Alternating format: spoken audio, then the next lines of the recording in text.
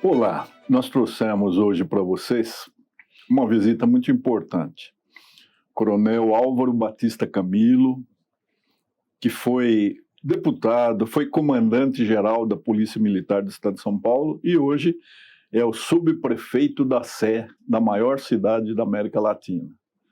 Muito obrigado, Camilo, de atender o convite da Uniregistral para conversar com a gente.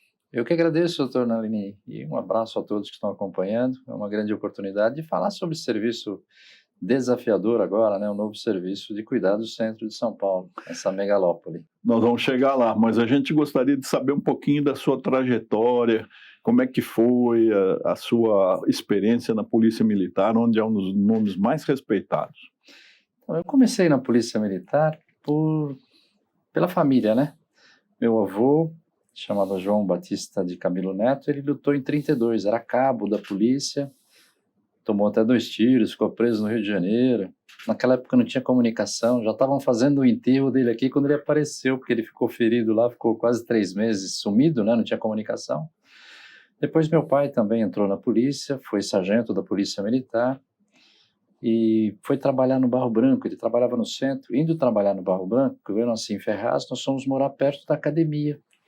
E aí eu vi os cadetes e meu pai, né? Então isso despertou a mim, ao meu irmão, a vontade aí de entrar na polícia. Então entrei na academia, terminei o colégio em escolas públicas. Naquela época, faço uma ressalva, né? A escola pública era fantástica. Eu fiz ainda o primário, né? Fiz admissão, fiz o ginásio, coisas que hoje não existe mais, é tudo fundamental. E entrei na academia do Barro Branco, sem precisar fazer cursinho, não. O ensino era muito bom. Saí em 81, escolhi trabalhar na região centro, 7º Batalhão na Angélica, porque eu adoro o centro, gostei muito do centro. Aliás, com 14 anos eu fui registrado e trabalhava na Rua dos Andrades, numa gráfica, fui tipógrafo, linotipista, impressor. Entrei na polícia, escolhi, saí tenente, depois prestei um concurso para o bombeiro, fiquei 5 anos trabalhando no nosso corpo de bombeiros, e aí eu derivei para a área de tecnologia e planejamento, onde eu fiz a maior parte da minha carreira. Fui trabalhando na área de tecnologia, aí tive uma saída um pouquinho, fui trabalhar no então Tribunal de Alçada Criminal, onde eu conheci o Dr. Nalini, então juiz, escritor, né, já admirado naquela época, depois chegou a ser presidente do tribunal, né, de alçada. E aí saí um pouquinho, mas depois retornei de novo para a área de planejamento, para a Secretaria de Segurança, e fui fazendo os cursos da polícia, né? Nós temos 2 cursos fortes dentro da polícia.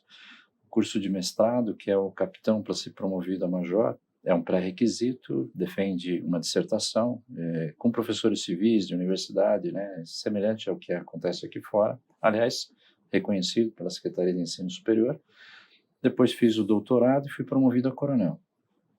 Tive a opção de escolhi trabalhar na região centro.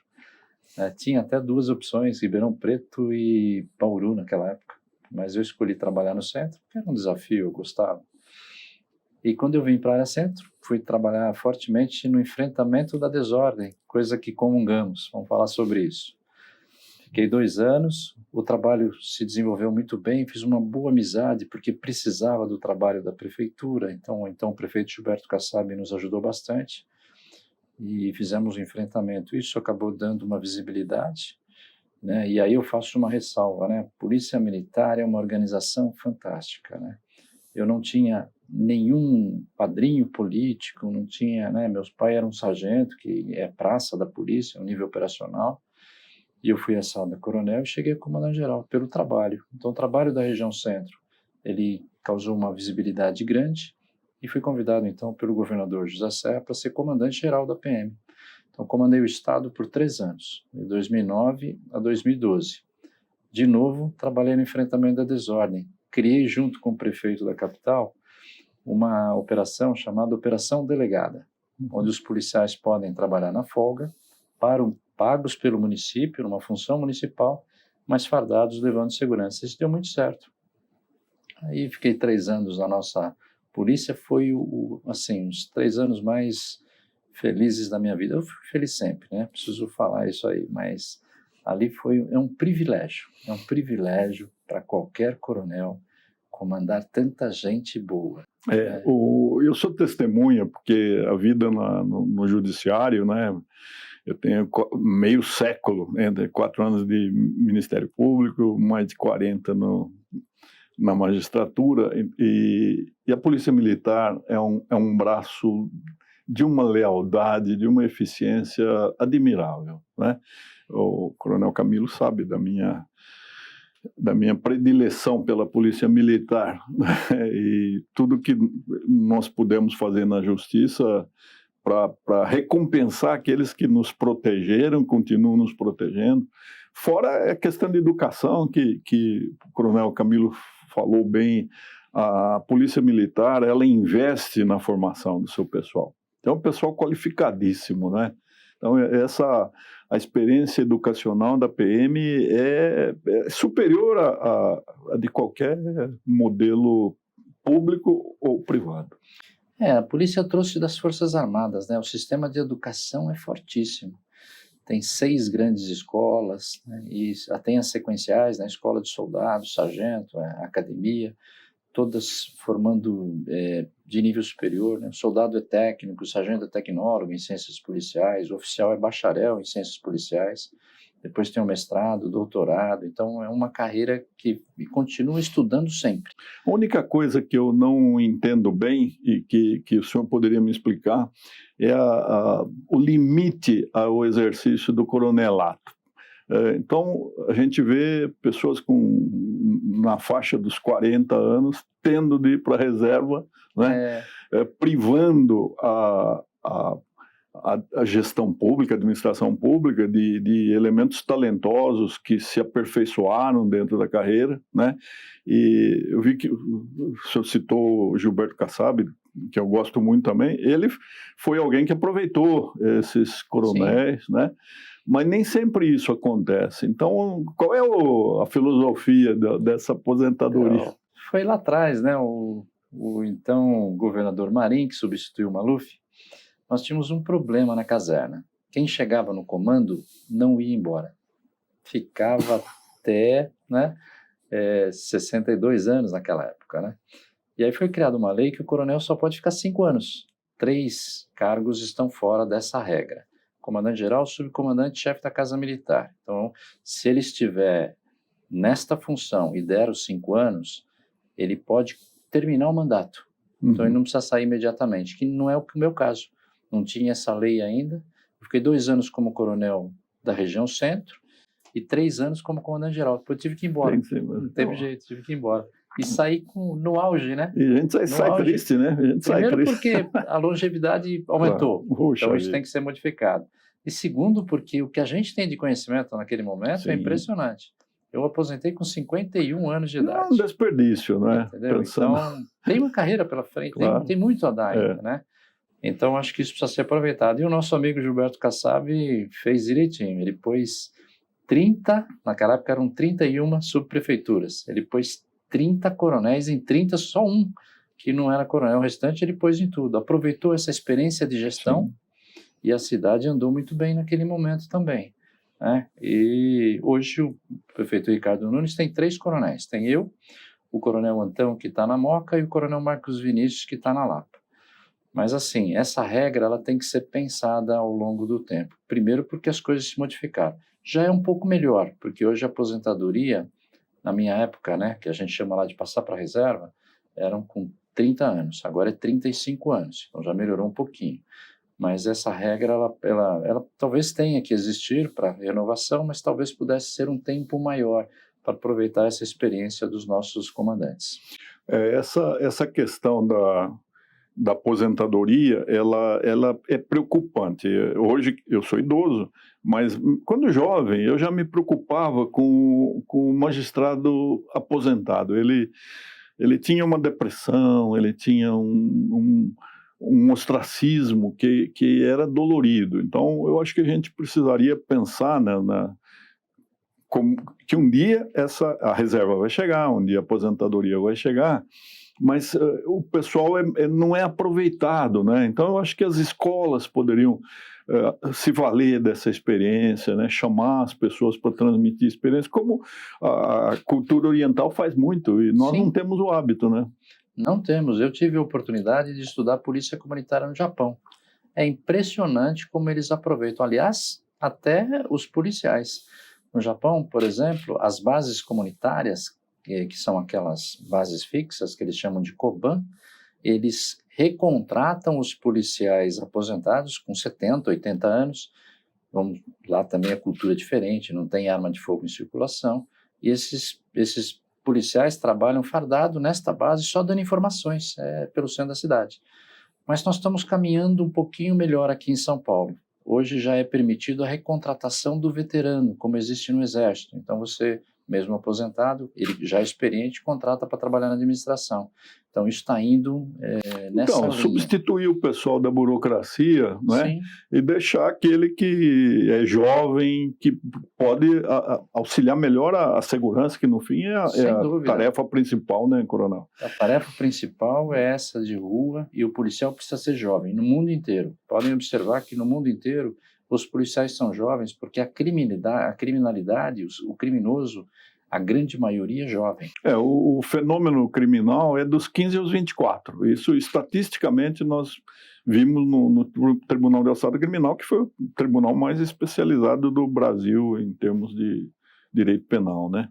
Mas é isso mesmo, tem que ser jovem.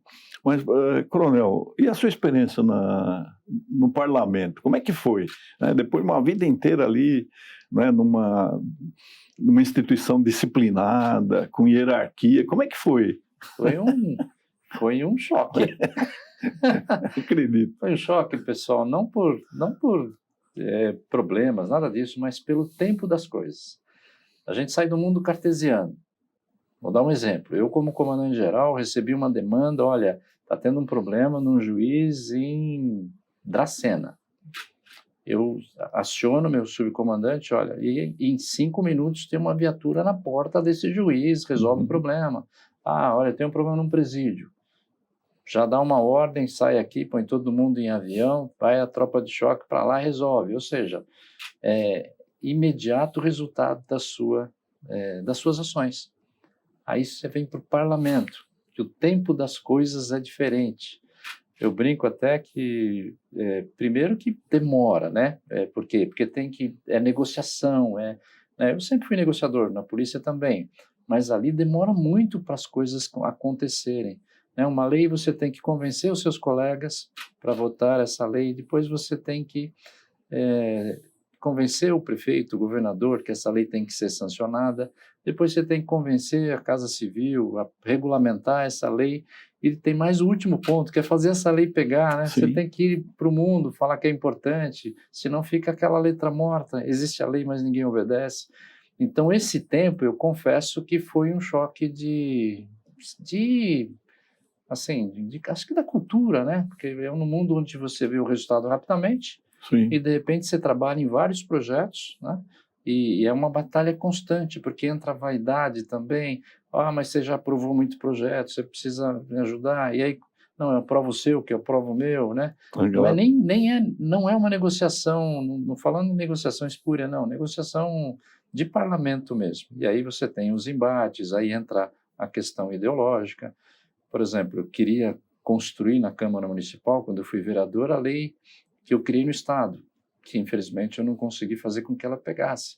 Criei uma lei chamada Programas de Ética e Cidadania nas escolas, né, que no frigir dos ovos era trazer para dentro da sala de aula discussão de cidadania, como existia no passado. Sim, que foi de educação moral e cívica. Foi estigmatizada, né, como se fosse um ranço ditatorial, né, de autoritarismo. E todo mundo fala que é do militarismo. E faz tanta falta, né, episódios como de assassinato de professora por aluno, né? É falta disso, de ética, né? Na família, na escola, né? Na sociedade em geral. Né? Na realidade, sentou no banco escolar, tem que discutir valores. Sim. A educação, né, o general Campos, um grande amigo que foi secretário de segurança, eu fui secretário executivo dele, ele foi diretor de cultura do Exército. E ele sempre comentava que a educação sempre tem dois recortes. O ensino técnico, onde eu ensino a matéria, matemática, geografia, e a internalização de valores, né, onde o exemplo vale mais, né? Ou seja, mas ele também concorda que essa discussão tem que vir dentro da sala de aula. Falar que a discussão de valores está transversalizado nas outras disciplinas é um engano, não está. Você precisa trazer a discussão. E eu vou dar um exemplo prático. A Polícia Militar, ela foi um exército no começo do século, inclusive treinada pela França, pelo exército francês no começo do século passado, e aí chegou 32, teve um embate que belicamente ela teve uma grande perda, né? A batalha bélica, ela foi perdida por São Paulo, mas ganhou no objetivo da nova Constituição. Mas de 32 para cá, a polícia começou a se modificar, então força pública de um exército estadual para uma polícia. Isso foi indo até 88, se consolidou com a Constituição, e todo mundo falava, não, a polícia é uma polícia cidadã, etc. E isso não estava acontecendo na prática. Aí teve um fato grave chamado Favela Naval, e o então comandante, Carlos Alberto de Camargo, um grande comandante da polícia, ele falou, não é possível, nós não estamos internalizando valores. E aí ele incluiu uma disciplina em todas as escolas da polícia. Escola de soldados, sargento, oficiais, mestrado, doutorado, educação continuada, que é forte, fora cursos extras de direitos humanos. É impressionante como isso modificou. Então, hoje o soldado entra e tem uma carga. O que é feito lá? Discutido em sala de aula os direitos individuais, o respeito, a honestidade, o papel do policial como um ator, né, público, políticas públicas. Essa discussão mudou a polícia. Por isso que o senhor tem essa ideia e por isso que o policial é bem capacitado em São Paulo. Não tem nenhum curso na Polícia de São Paulo, curso mesmo sequencial ou de pós-graduação, que tenha menos de um ano.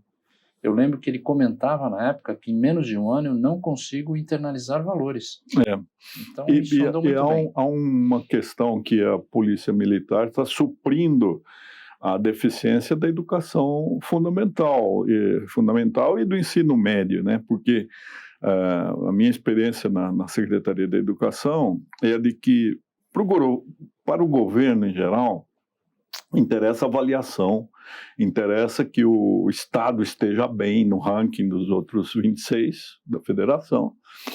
E com isso nós negligenciamos as habilidades socioemocionais, as competências socioemocionais, que foi isso que o general João Camilo enfatizou para o senhor. Mas então o policial, quando ele começa na carreira, bem jovenzinho, a Polícia Militar tem cuidado de suprir essa deficiência da escola pública, né? Que é muito difícil de corrigir diante da escala, né? São 5.400 escolas, 4 milhões de alunos, né? 400 mil pessoas na folha de pagamento, então é alguma coisa... Trabalho...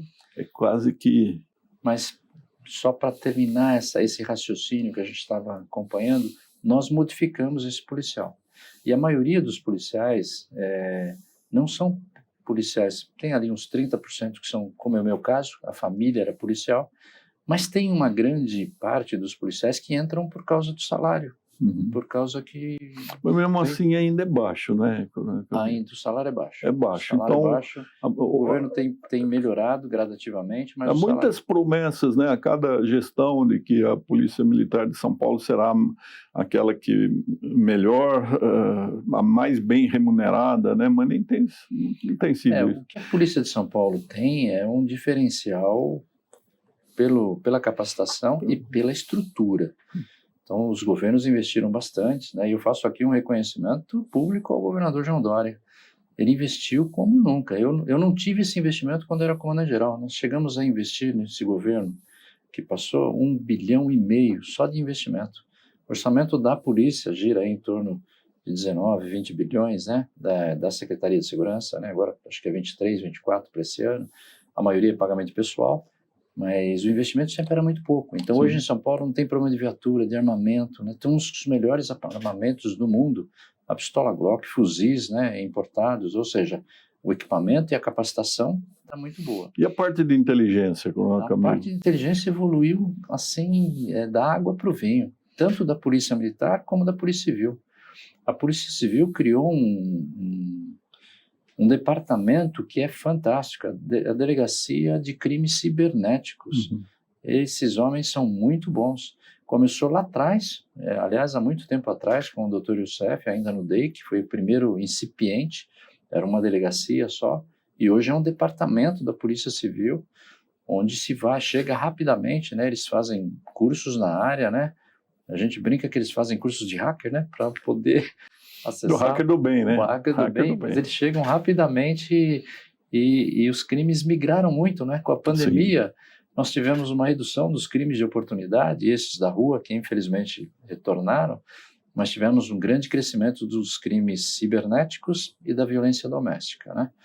Então a polícia evoluiu muito. A polícia militar também, tanto na área de inteligência quanto de equipamentos, né? As câmeras corporais que ajudaram bastante o trabalho, né? Hoje é uma evidência muito forte para a decisão do judiciário. Então a polícia investiu bastante. Agora, só para falar do salário, né? Tivemos um aumento bom com o governador Dória, embora a expectativa fosse grande, o aumento foi de 20% naquela época, né? E agora o governo Tarcísio me parece também que vai dar continuidade a esse reconhecimento da polícia, e a gente percebe que tanto o Estado como a Prefeitura estão bem financeiramente, isso é possível de acontecer, e eu acho que vai vir um reconhecimento não só para os policiais, mas para o funcionário público como um todo, né? Nós somos, né, funcionário público, existe um estigma, né, contra o funcionário, sim, público, isso é uma bobagem. Quando a gente pensar em funcionário público, o pessoal sempre imagina, não, alguém que está lá só tendo emprego, não é verdade. Nós temos aí os profissionais de saúde, nós temos os bombeiros, nós temos os policiais, nós temos o pessoal da área administrativa que faz a máquina funcionar. Sim.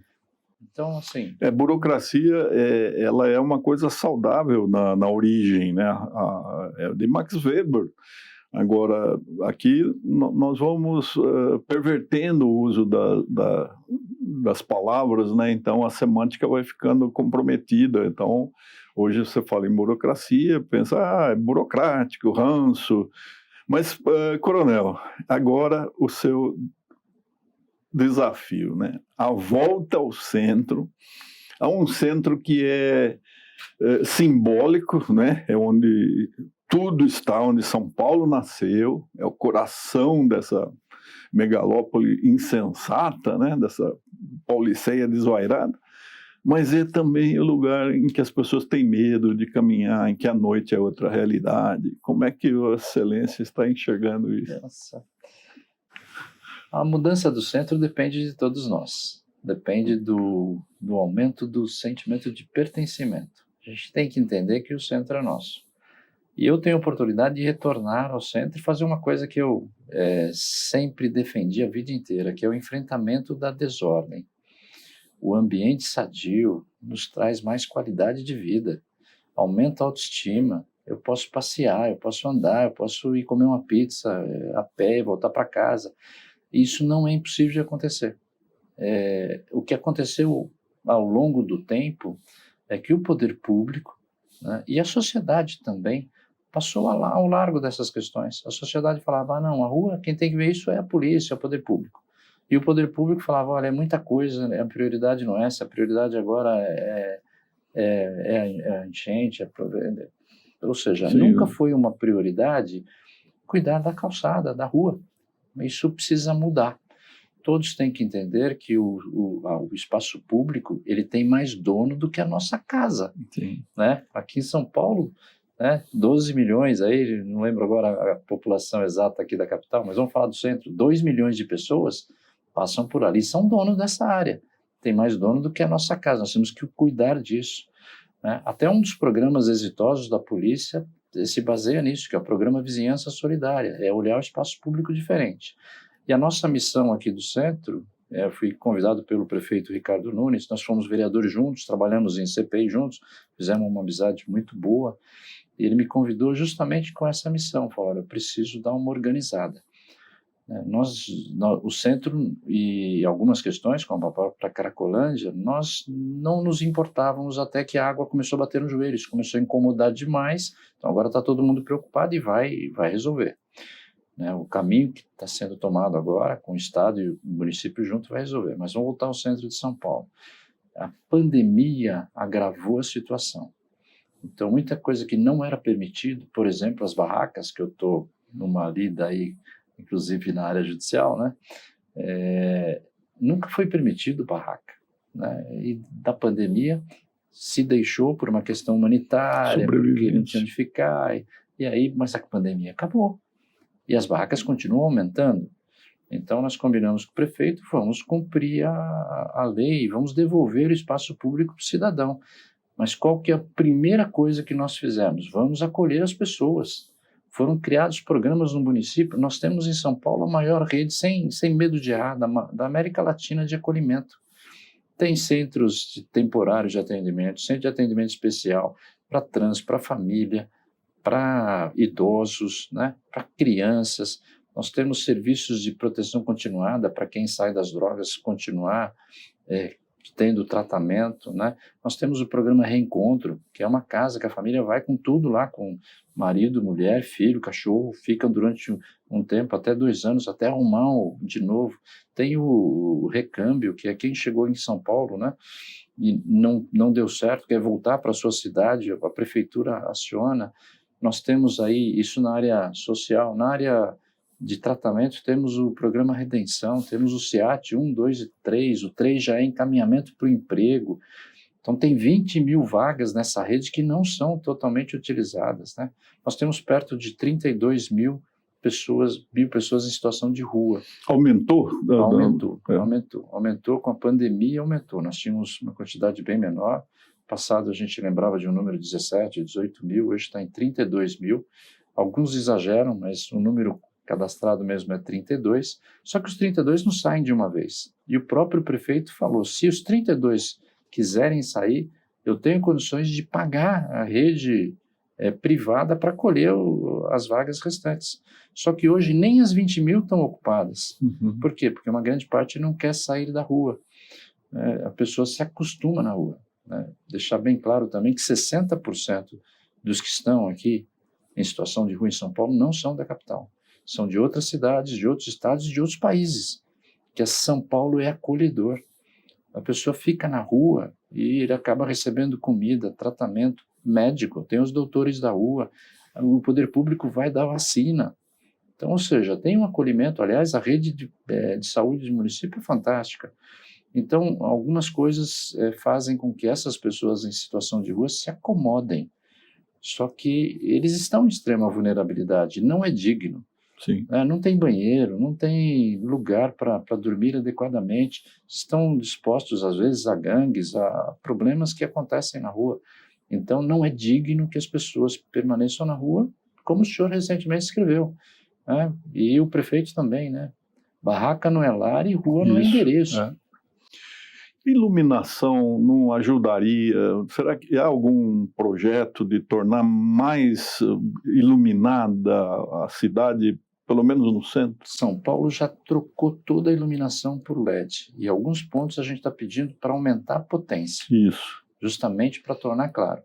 Dentre a prevenção primária, que é aquela que evita o crime, tem 2 teorias aí que eu sugiro até que quem estiver nos acompanhando conheça, a teoria das janelas quebradas. Sim. Ou seja, um ambiente degradado leva em Nova York foi isso que levou aquela...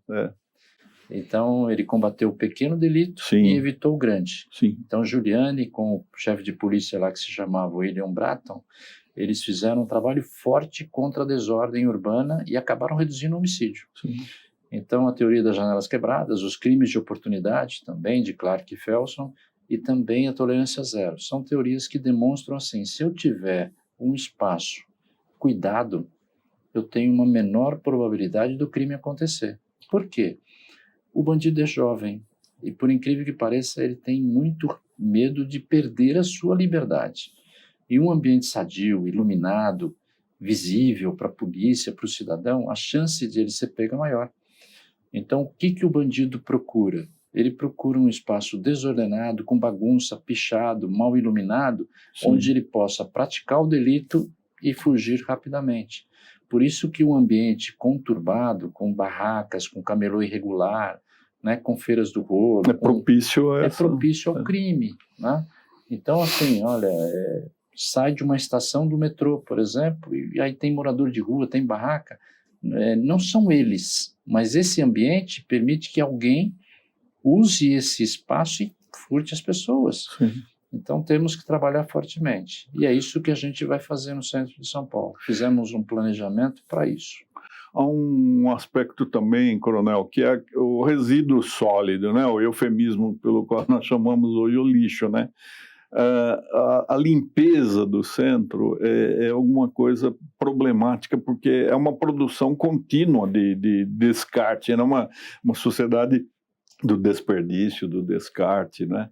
Então eu sempre pensei que poderia haver assim uma equipe, talvez recrutada de jovens que quisessem trabalhar e que fossem os responsáveis pela coleta imediata e até pela demonstração, né, verbal daquele que joga uma garrafa PET no chão ou joga qualquer coisa, para criar um clima de recuperação do aspecto estético das ruas, né? Que elas estão numa situação triste, né? Melancólica. Você vê aquele centro que era nobre, hoje sujo, pichado, quebrado. Né? É uma pena. A gente não consegue ir no mercado, não consegue ir na Praça da Sé, mas tem boas novidades nessa área. Bom, primeiro só para falar em termos de números, eu recolho por dia, né? E lixo e zeladoria é comigo agora, né? 600 toneladas de lixo no centro de São Paulo. Só no centro, não é na cidade toda, só no centro, 600 toneladas. A região da Cracolândia, aquela onde eles estão ficando lá, esses grupos que vai melhorar, é 20 toneladas por dia. Agora, o mais importante, e o problema que eu tenho é o retrabalho, né? Eu limpo a Praça da Sé todo dia, pelo menos 2 vezes. Acabou de limpar, se voltar depois de 2 horas, está tudo sujo de novo. É que é uma questão de educação, né? Mas o que nós estamos fazendo? Nós estamos combinando com os comerciantes e moradores, estamos alterando o horário da coleta, e essa coleta vai ser entregue direto no caminhão que vai levar para a cooperativa. Uhum. Então vai continuar beneficiando as pessoas com a cooperativa, mas não vai mais colocar na rua. Porque quando você coloca na rua, logo vem alguém abre remexe, o saco para procura o que interessa e joga tudo o resto, então, né? Então tem um trabalho aí da área social com o secretário Carlos Bezerra e com a secretária Soninha, para que essas pessoas sejam direcionadas para as cooperativas. Já foi feito um teste no Triângulo Histórico, que compreende ali Largo São Francisco, São Bento e Pátio do Colégio, aquele triângulo no centro, e está funcionando muito bem. Então, em vez de recolher no final da tarde, recolhe às 15 horas e diretamente ele não coloca mais o lixo na rua, o comerciante ou o condomínio. Ele fica esperando quando o caminhão da empresa que recolhe dá diretamente na empresa. Isso também está sendo tratado agora na região da Santa Efigênia e, na sequência, vamos levar para o Bom Retiro. Eu diria, sem medo de errar, que o lixo é o nosso maior problema hoje, porque ele também leva a desordem. Então, o coronel, Vossa Excelência, que é uma pessoa assim, pioneira, visionária, né, ligada à inteligência, está sempre à frente do seu tempo. Eu tenho examinado algumas teses de bancas de mestrado e doutorado em que se diz que o nosso lixo brasileiro é muito rico, que a prefeitura deveria cobrar, vender o lixo e não pagar para recolher. Né? Será que existe algum estudo, algum projeto de um aproveitamento desse descarte que é milionário para fazer dinheiro, para entrar para a prefeitura em lugar de pagar para recolha? Já se pensou nisso ou não? Hoje o que nós temos é usar o lixo para gerar empregos, né, nas cooperativas. Mas já se pensou, existem estudos, no passado tinham até ideias de se colocar, eram uma espécie de caçambas, né, pela cidade, as pessoas jogavam, isso ficava subterrâneo e depois recolhia. Mas há estudos, vários estudos que estão trabalhando no que fazer. Hoje, o que se pretende fazer com o lixo, o que se faz com o lixo é procurar a maior geração de empregos possíveis. E nós reciclamos muito pouco, né? O lixo precisa ser muito reciclado. 2%. E o lixo é rico mesmo, por isso que Sim. se fuça lá, né? Todo dia eles vão tirar. Pega um lixo da Santa Efigênia, por exemplo, onde você tem um monte de eletrônicos, placas são jogadas ali naquele lixo, tudo isso eles vendem, né? Então a ideia é trabalhar. Agora eu vou levar essa questão lá para... Aliás, vou procurar saber como é que estão os estudos da prefeitura. Eu não tive acesso a todos esses estudos. É muita... Administrar uma cidade é uma complexidade tamanha, né? Que são muitos os assuntos, muitos os problemas e uma gestão é muito rápida. E uma coisa que eu tenho de fazer, o meia-culpa, embora eu nunca tenha sido parte efetiva disso, a justiça atrapalha muito a administração pública, né? Isso eu percebi, né, quando, no órgão especial, eu via os prefeitos sendo acionados com ação civil pública por improbidade. E o que existe em São Paulo? 645 municípios. Ali o prefeito é uma pessoa despreparada, não consegue prestar contas com a sofisticação exigida pelo Tribunal de Contas do Estado, né? Sim, o Tribunal de Contas faz um grande trabalho de tentar desenvolver, né? Eu mesmo, quando fui deputado, eu criei um curso para gestores municipais, que eu vi durante a campanha, eu vi o grande problema, prefeitos sendo condenados sem saber. Por erro, né? Por isso, ação de improbidade, eu fui Exatamente. até fazer depoimento lá no Congresso, dizendo que realmente ímprobo é desonesto, é calhorda, é ladrão, mas não quem erra na prestação de contas, né? Mas voltando à justiça, né? Eu faria só uma correção. Eu acho que pessoas utilizam a justiça para prejudicar o serviço público, não a justiça especificamente. É lógico que a justiça poderia ter um olhar do copo mais cheio, não do copo mais vazio, né? Ou seja, vamos todo mundo olhar e vamos tentar resolver o problema, vamos tentar solucionar, né? E às vezes vai-se direto na letra da lei, não pode e acaba prejudicando, mas as pessoas usam esse artifício. Então, talvez trabalhar na justiça dessa forma, nós vamos tentar resolver, vamos tentar viabilizar. E aí eu faço também uma extensão, né, o nosso Ministério Público, porque acaba vindo para o Poder Judiciário, mas assim, o próprio Ministério Público, converso bastante com o nosso Procurador-Geral, Dr. Sarrugo, mas a visão é assim, vamos tentar solucionar, vamos tentar resolver, vamos tentar num resultado que seja melhor para todo mundo, vamos trabalhar em solução ganho-ganho. Sim. É isso que nós precisamos, um olhar diferente. Agora, é lógico, aqueles que são contra, não querem mudar a situação. Por exemplo, vamos de novo falar sobre a própria Cracolândia.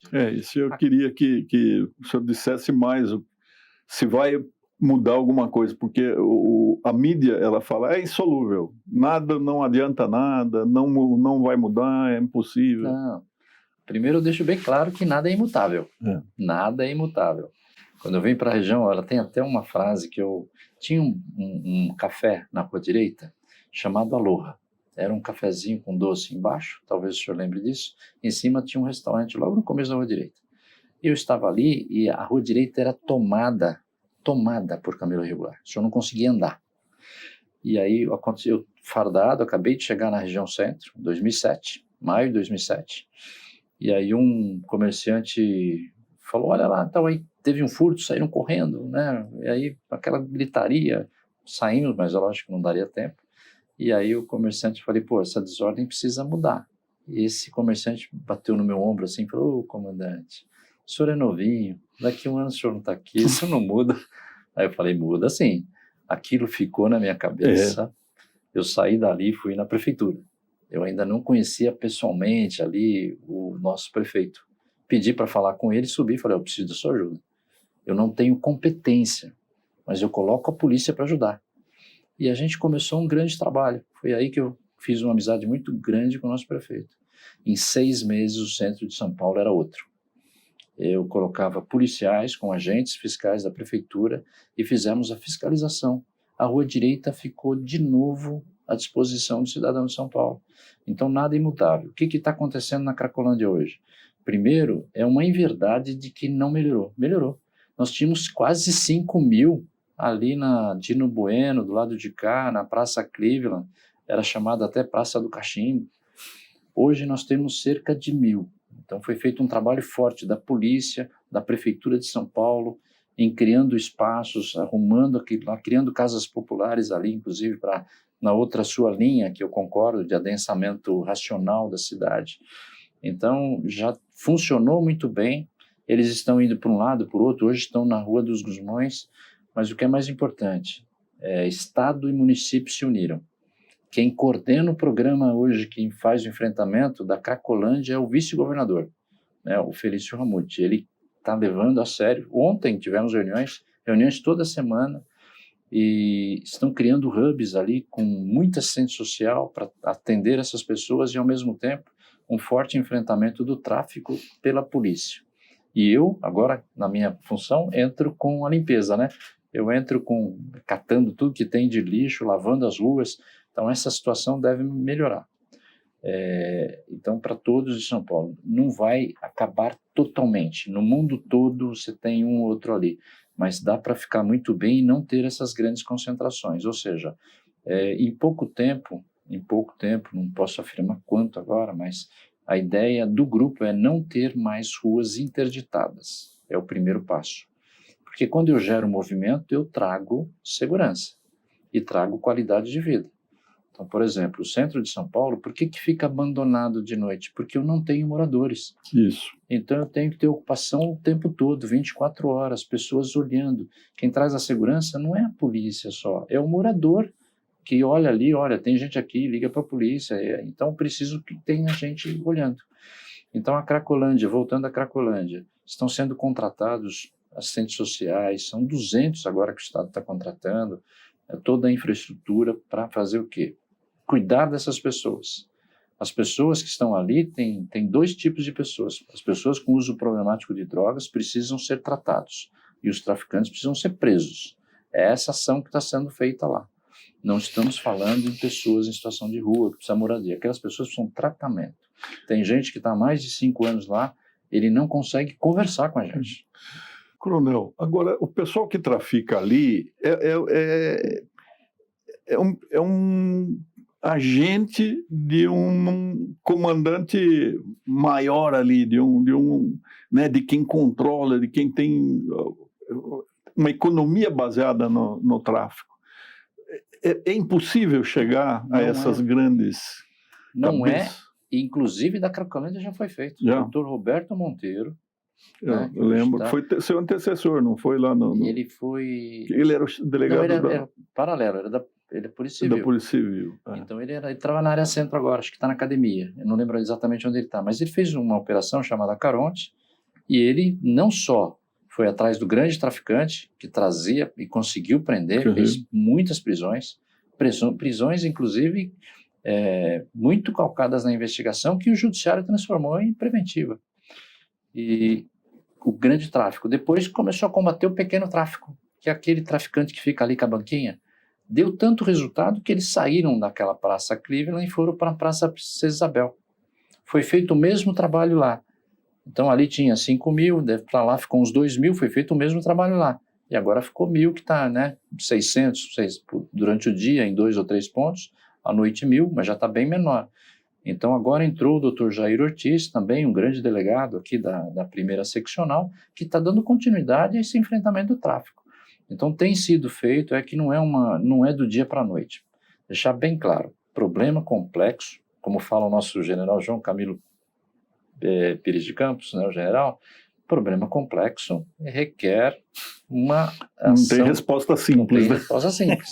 É uma resposta complexa e o que mais? Interdisciplinar.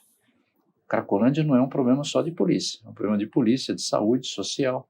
Então precisa trabalhar todo mundo junto. Isso está sendo feito agora. Então vai dar certo.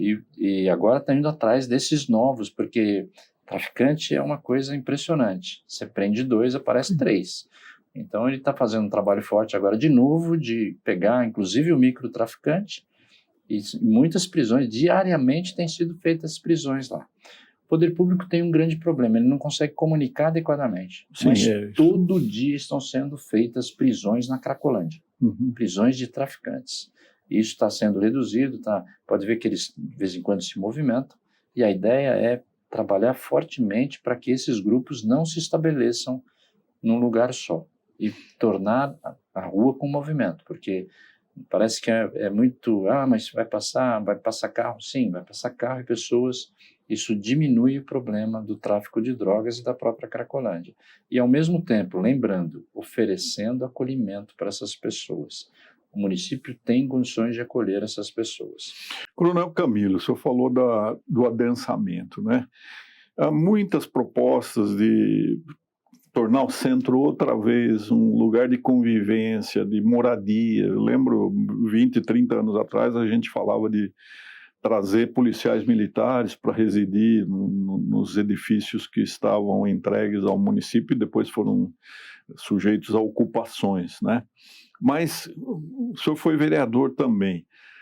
Os meus amigos do Secov dizem que investiriam na readaptação de prédios, mas que a lei é tão complexa, dificulta tanto, querem fazer de um edifício construído em 1930 um edifício inteligente como esses que estão sendo construídos agora. Não haveria possibilidade de flexibilizar em torno de um benefício maior, que é tornar o centro habitável? Há condições de fazer, e esse é o momento. Estamos fazendo audiências públicas para revisão do plano diretor. Isso precisa ser feito. Mas parece que já está sendo judicializado. Mas não tem problema, um dia sai. Mas esse é o momento, nós não podemos, né? O outro já teve um grande avanço. Eu era vereador quando, 2013 foi outra revisão. Foi colocada a fachada ativa. O que é a fachada ativa? O prédio não tem muro na frente. Você poder entrar debaixo do prédio, ter comércio. E a ocupação mista, que resolve o problema do centro. Você ter comércio embaixo, serviços nos primeiros andares e moradia em cima. Não tem problema nenhum. E isso seria o ideal, porque você tem o dia inteiro movimento. Sim. Porque quando você tem um bairro residencial, todo mundo sai durante o dia, tem furto durante o dia. Sim. Você tem um bairro só comercial, como é o centro de São Paulo, à noite todo mundo vai embora, fica um deserto.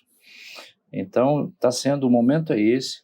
Você que mora em São Paulo, aqui, que tiver a oportunidade, né, e na sua cidade, no Brasil inteiro, participe da formulação do plano diretor. E a sua cidade deve ter um momento que isso vai ser revisto, para colocar inovações. E aqui se pensa muito, essa é a ideia do prefeito, inclusive, Ricardo Nunes, que está fazendo uma excelente gestão, de facilitar e até incentivar, né, com desconto de IPTU, alguma coisa desse tipo, para quê? Para que as pessoas façam a transformação de prédios que estão ociosos em moradia, ou que se permita, né, retrofit para utilização mesmo, e trazer de novo para o centro o que tinha no passado, bares, eventos, porque hoje as pessoas acabam saindo por causa vamos dizer assim, desse abandono que está o centro. Então a ideia é essa, o momento agora é possível fazer, e através da mudança do plano diretor, com flexibilização das normas, né? O que o senhor falou é muito certo. Eu não posso pegar um prédio da década de 50 e querer transformá-lo num prédio inteligente hoje. Mas a ideia é colocar na lei compensações. O bombeiro tem muito isso. Se eu pego um prédio antigo, que pela área, se for seguir as normas, tem que ter hidrante, aí ele não pode ter hidrante. O bombeiro faz uma compensação. Tá bom, não tem hidrante, você tem que ter uma brigada de incêndio. Então, esse conceito de compensação tem que ser trazido para a lei municipal. Tá bom, você tem um prédio antigo, tá bom, você não, é lógico, dentro da segurança possível, eu não consigo fazer a acessibilidade desse jeito, mas posso fazer uma rampa aqui, posso dar um jeitinho, né, uma forma de compensação. Mas, principalmente, facilitar quem quer fazer isso, né, a construção civil, para que eles permitam. Né? E eu tenho uma ideia para mim aqui também, né, agora que eu vou colocar, que eu acho que assim, nós teríamos que repensar a verticalização. De repente, né, eu vejo o que aconteceu em alguns lugares, né, Singapura, Nova York, onde você deixou se construir um prédio um pouco mais alto e teve um ganho significativo, porque aí houve interesse das incorporadoras em pegar prédios que estão muito ociosos, que não têm mais capacidade, e reconstruir um prédio às vezes um pouco maior, isso vai dar um ganho um pouco maior e, de repente, modifica a situação. O pessoal da área da construção civil diz que fica menos dispendioso demolir e fazer outro do que reaproveitar. Coronel, está muito gostosa essa nossa conversa. Ela, com certeza, vai ser muito apreciada pelos jovens que estão ali dentro das delegações extrajudiciais, né, os antigos cartórios, todos pensando em prestar um concurso e serem titulares de uma serventia. Então, eu gostaria que Vossa Excelência, com a sua experiência, com a sua história de vida, que é tão bonita, tão prestigiada, deixasse uma mensagem para eles. Poxa, primeiro, agradeço muito a oportunidade, gosto de conversar, né? Gosto de falar sobre essas coisas. E eu deixo a mensagem para você que nos acompanha. Você quer mudar o mundo? Mude o seu mundo. Dê uma olhada para as coisas que você tem ascendência, que você pode modificar e modifique para melhor. E que for para o seu lado, para cima, você sugere, mas aquilo que você pode modificar, faça, porque quando você estiver modificando, isso contagia, outros também fazem, né? E não deixa para segunda-feira, né? Segunda-feira é só dieta. A minha sugestão, a data é hoje e a hora é agora. Comece agora. Sempre tem alguma coisa que você pode melhorar, porque sempre é possível melhorar, né? Que é a teoria da melhoria contínua. Então, essas duas coisas, né? Mude aquilo que você pode para melhor e comece imediatamente, não procrastine. Coronel Álvaro Batista Camilo, Vossa Excelência fez aí uma síntese do princípio da subsidiariedade. Tudo aquilo que você puder fazer sozinho, você deve fazer, recorrer à família para aquilo que você não consegue, recorrer a um grupo maior e recorrer ao Estado em última instância. Muito obrigado pela entrevista, volte sempre. Vossa Excelência é muito admirado, muito estimado e sempre muito bem-vindo. Muito obrigado pela oportunidade, foi uma satisfação.